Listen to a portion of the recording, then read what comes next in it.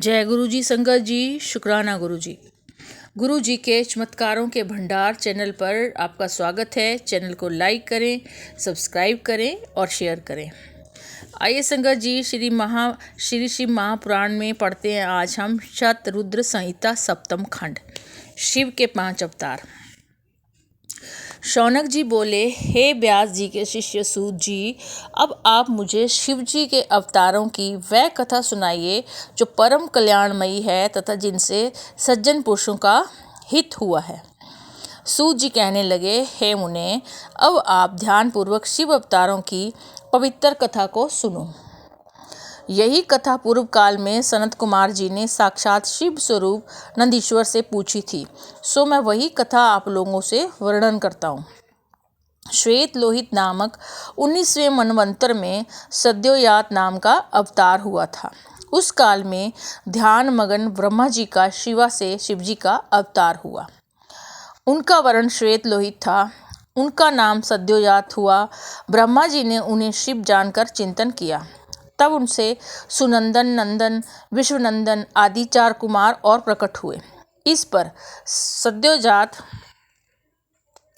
प्रभु ने ब्रह्मा जी को सृष्टि रचना की आज्ञा प्रदान की। फिर रक्त नाम का 20वां कल्प हुआ।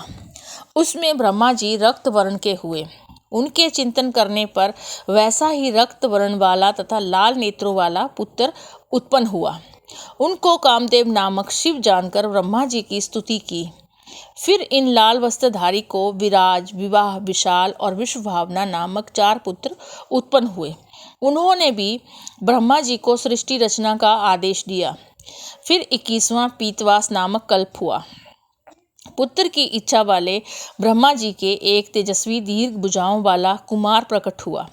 उसे भी उन्होंने शिव अवतार जानकर शिव गायत्री जपनी आरंभ कर दी। इस कुमार से भी अनेकों पुत्र प्रकट हुए। यहाँ तत्पुरुष अवतार समाप्त हुआ। इसके बाद शिव नामक कल्प हुआ। उसमें ब्रह्मा जी ने हजारों वर्षों तक शिव का चिंतन किया। इस पर कृष्ण वर्ण वाले कुमार का जन्म हुआ। तब इन अघोर कृष्ण वर्ण वाले अद्भुत वेश को ब्रह्मा जी ने प्रणाम किया। ब्रह्मा की स्तुति करने के बाद 4 कुमार प्रकट हुए। उनके नाम थे कृष्ण, कृष्णाशिव, कृष्णास्य और कृष्ण कंठधारी। ये सभी अव्यक्त नाम वाले तेजस्वी और शिव स्वरूप थे। इन्होंने भी ब्रह्मा जी को सृष्टि विस्तार के लिए एक अद्भुत अघोर नामक योग दिया।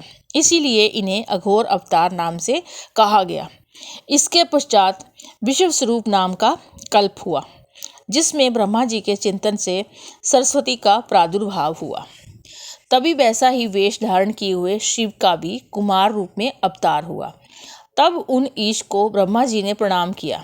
शिव जी ने उन्हें सन्मार्ग का उपदेश दिया। फिर उन्होंने 4 पुत्रों को प्रकट किया। उनके नाम थे जटी, मुंडी, शिखंडी और अर्धमुंडी। इन्होंने योग मार्ग को ग्रहण किया। ये ईशान अवतार कहलाया। इस प्रकार शिव की ईशान, पुरुष, अघोर, काम संरक्षक तथा वृंशु संरक्षक 5 मूर्तियां विख्यात हुई।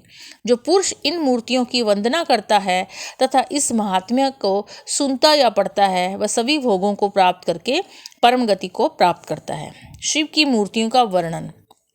नंदीश्वर बोले, हे तात, आप लोक में सब कार्यों को पूर्ण करने वाले शिव के अवतारों को सुनो। शिव की 8 मूर्तियां कही गई हैं। उनके नाम इस प्रकार हैं: शर्व, भव, रुद्र, उग्र, भीम, पशुपति, ईशान और महादेव। भगवान शिव की ये 8 मूर्तियां सब में सूत्र में मणियों की भांति पिरोई हुई हैं। पृथ्वी, जल, तेज, वायु, आकाश, क्षेत्रज्ञ, सूर्य और चंद्रमा में ये क्रमशः अधिष्ठित हैं। शंकर जी विशंभर रूप में इन्हीं के द्वारा सब में व्यापक हैं। पृथ्वी रूप से वे चराचर जगत को धारण करते हैं। जल रूप से विश्व को जिलाते हैं और शिव का उग्र रूप है। एक आकाशतमक भीम रूप है। पशु नामक रूप में शिव सभी जीवों का पाश काटते हैं। ईशान नामक रूप से सूर्य के द्वारा संसार को अमृत किरणों द्वारा तृप्त करते हैं। 8वां अपूर्व रूप से आत्मा नामक शिव ही सब में व्यापक हैं। इस प्रकार ये 8 शिव जी की मूर्ति संसार में व्यापक हैं। अर्धनारीश्वर शिव ब्रह्मा जी ने जब सृष्टि का विस्तार किया तब उनके द्वारा उसका विस्तार ना हो पाया। इससे उन्होंने परमेश्वर शिव की आराधना की। शिव जी पार्वती सहित प्रकट हुए। फिर शक्ति को अपने से अलग करके शिव ने ब्रह्मा जी से कहा, तुम वर मांगो। ब्रह्मा जी ने उन परम शक्ति को शिव से प्रतीक हुआ देख उनकी इस प्रकार स्तुति की, हे शिवे, आपके पति देव देवों के भी देव हैं। इन्हीं की कृपा से मेरी रक्षा हुई है। इन्हीं परमात्मा शिव जी के द्वारा समस्त सृष्टि का सृजन हुआ है। हे शिवे, मैं बारंबार सभी देवताओं को अपने मन में बनाता हूँ, परंतु वे मेरी सृजन बुद्धि को नहीं धारण करते। अब मैं मैथिली सृष्टि रचना चाहता हूँ। इसमें नारियों की आवश्यकता है। मेरी शक्ति इसमें काम नहीं देती। आप मुझे अपनी शक्ति प्रदान करें, क्योंकि आप सबकी शक्ति ईश्वर हैं। और हे शिवे, आप अपनी सामर्थ्य से चराचर जगत की सृष्टि के लिए दक्ष की पुत्री रूप में प्रकट हो जाइए। ब्रह्मा जी की ये प्रार्थना सुनकर देवी तथा परमेश्वर ने तथास्तु कह दिया। फिर वे दोनों एक रूप हो गए। तभी से संसार में स्त्री का भाग निश्चित हुआ। नंदिकेश्वर अवतार। सनत कुमार बोले, हे नंदीश्वर, अब आपके श्री मुख से मैं ये कहना चाहता हूँ कि शिव जी के अंश से आप कैसे उत्पन्न हुए? शिव तत्व आपने कैसे जाना?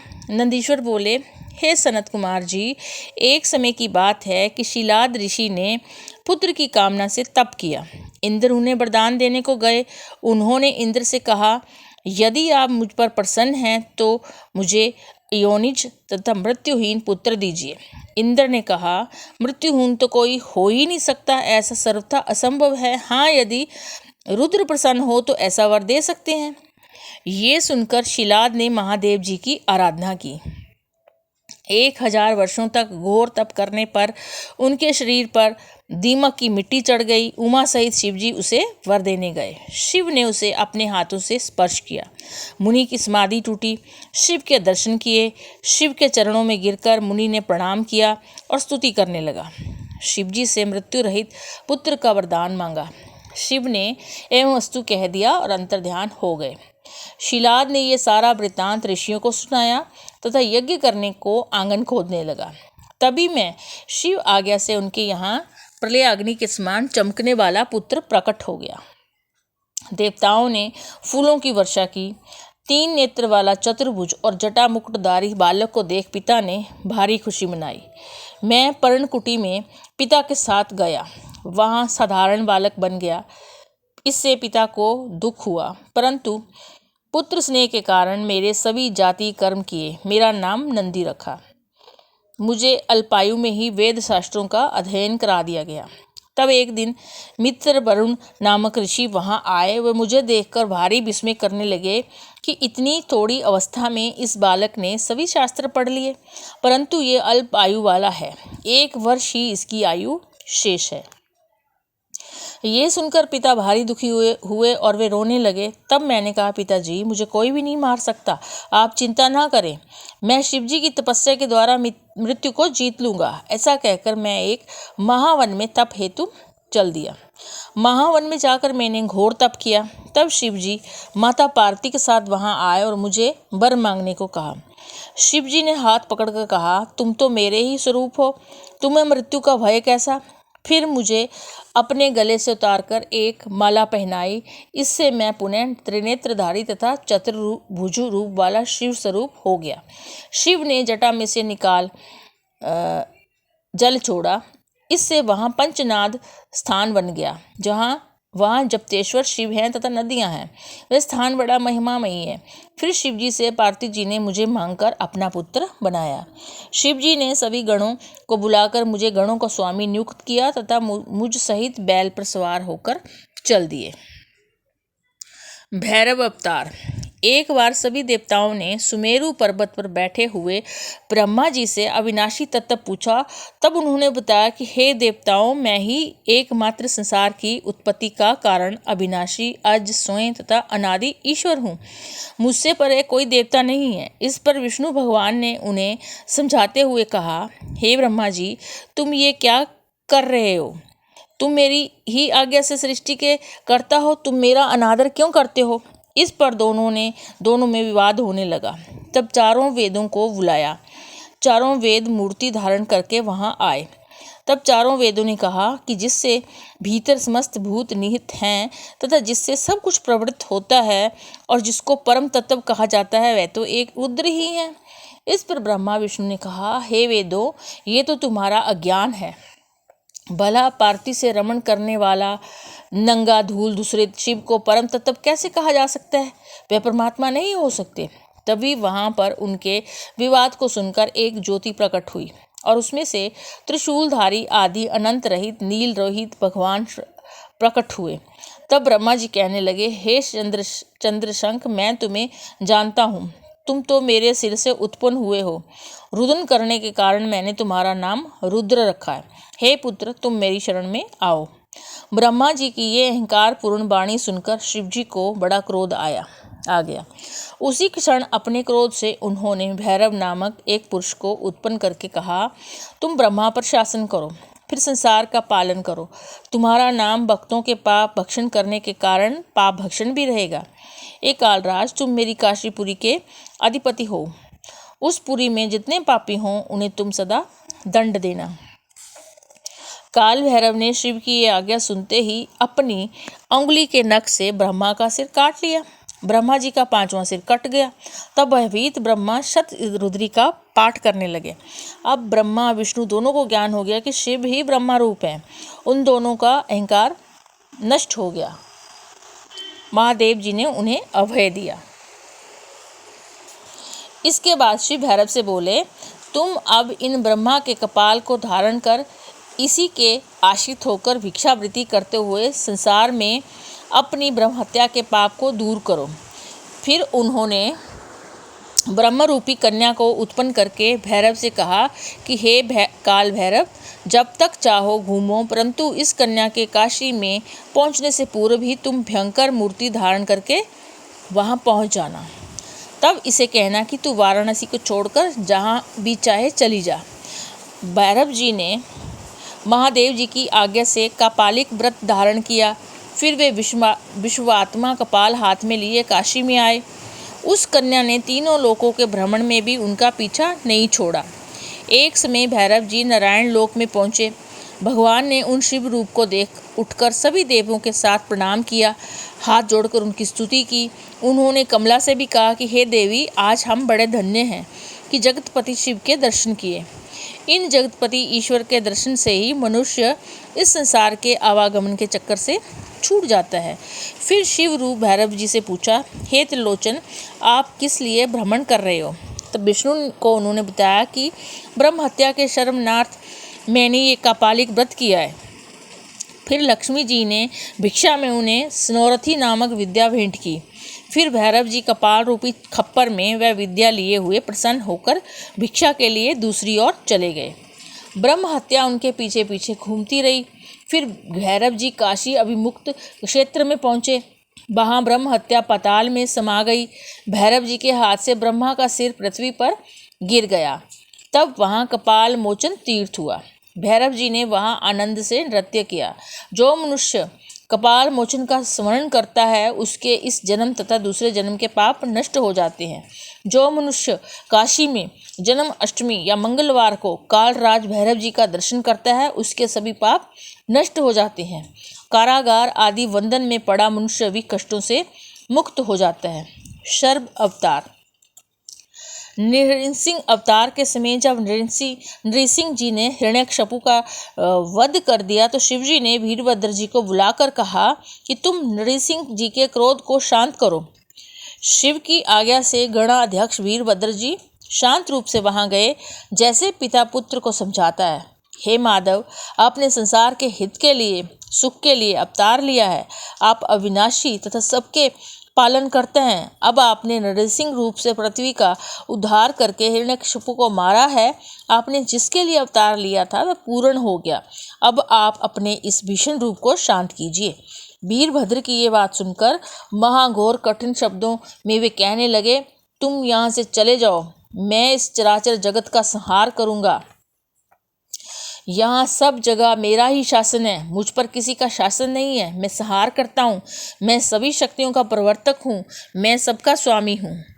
विष्णु जी के इन अहंकार वय वचनों को सुनकर वीरभद्र को भारी क्रोध आया। उसने कहा, क्या आप संसार के संहारकर्ता शिव को नहीं जानते?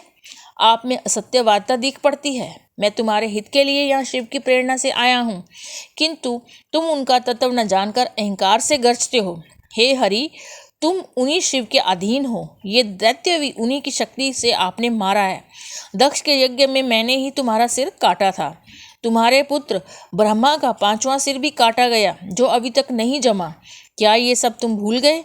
आदि से अंत तक सारी शक्ति शिव जी की ही फैली है। हे नृसिंह, तुम अपना रूप शांत कर दीजिए, नहीं तो मेरे क्रोध का वज्र तुम पर मृत्यु के समान टूटेगा। जब वीरभद्र ने ऐसा कहा तो नृसिंह जी क्रोध कर उन पर झपटे। फिर तो आकाश में व्याप्त शिव जी का कठिन तेज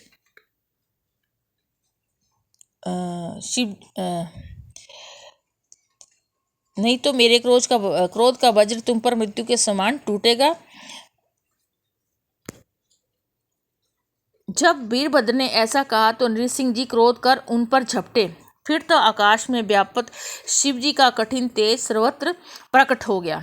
वीरभद्र जी ने उनको अपनी भुजाओं में बांधकर शर्व रूप इस प्रकार पकड़ लिया कि वे अत्यंत व्याकुल हो गए। फिर उन्हें लेकर आकाश में ऐसे उड़े कि उन्हें ले जाकर भगवान शिव के वृषभ के नीचे डाल दिया। तब तो विष्णु भगवान व्याकुल हो गए। सभी देवताओं ने और मुनीश्वरों ने शिव की स्तुति की। विष्णु का शरीर दीन हो गया, उनका सारा तेज शर्व रूप वीरभद्र में लीन हो गया। देवताओं की स्तुति सुनकर परमेश्वर बोले, आप घबराएं नहीं, इससे विष्णु भगवान की महत्ता कम ना होगी। तब तक पक्षीराज शर्व ये कहकर विष्णु जी के शरीर को लेकर पर्वत पर चले गए। तभी शंकर भगवान नृसिंह जी के चर्म को धारण करने लगे और मुंडमाला में उनका मुख भी सम्मिलित कर लिया। सभी देवता विष्णु जी सहित शिव जी की स्तुति करके अपने अपने स्थान पर चले गए। विश्वानर को वरदान। एक अवतार में भगवान शशि शेखर ने विश्वानर के घर अवतार लिया था। आप उस कथा को सुनो। एक पुरानी कथा है कि नर्मदा के तट पर एक नरमपुर नामक रमणीक नगर है। उसमें शिव भक्त विश्वानर मुनि रहते थे। वे संपूर्ण शास्त्रों के वेता और शिव चरणों में श्रद्धालु तथा लोकाचार में चतुर थे। उनका शुचिस्मति नामक ब्राह्मण कन्या से विवाह हो गया। उनकी पतिव्रता स्त्री ने उनकी बड़ी भारी सेवा की तो उससे प्रसन्न होकर मुनि ने वर देना चाहा। इस पर पत्नी ने कहा, यदि आप प्रसन्न हैं तो मुझे महादेव जी के समान पुत्र दो। इस पर ब्राह्मण विचार करने लगे कि इतना दुर्लभ वरदान शंभु की इच्छा के बिना कैसे दे दूं। उन्होंने पत्नी से कहा, अच्छा तो शिव के लिए तप करूंगा और उनसे वरदान प्राप्त कर तुम्हारी इच्छा पूर्ण करूंगा, तुम चिंता मत करो। वे काशीपुरी में मणिकर्णिका घाट पर जाकर तप करने लगा। 1 वर्ष के बाद 13वें महीने में गंगा जी में स्नान कर लिंग पूजन करने गया। तब उस तपोधन ने लिंग के मध्य एक 8 वर्षीय बालक को देखा, जो बड़ा ही सुंदर पीली जटा मुकुट लगाए नगन तथा प्रसन्न वदन था। वह बालक मंद मंद हंसता हुआ उन्हें देख रहा था। उस बालक को देखकर मुनि के हर्ष की सीमा ना रही। उसने रोमांचित होकर उन्हें प्रणाम किया, उनकी स्तुति करके उन्हें संतुष्ट किया। उस बालक ने कहा, हे विश्वानर, तुमने जो शुचिस्मति से पुत्र का विचार प्रकट किया है वह पूर्ण होगा। मैं ही तुम्हारी स्त्री के गर्भ से प्रकट होऊंगा और मेरा नाम गृहपति होगा। इस प्रकार वरदान देकर बालक अंतर्ध्यान हो गया। विश्वानर भी प्रसन्न होकर शिव जी का स्मरण करता हुआ अपने घर को चला गया। कल आगे का पढ़ेंगे, जिसमें गृहपति अवतार और विश्वानर की आगे की कथा होगी। तो तब तक के लिए जय गुरु जी।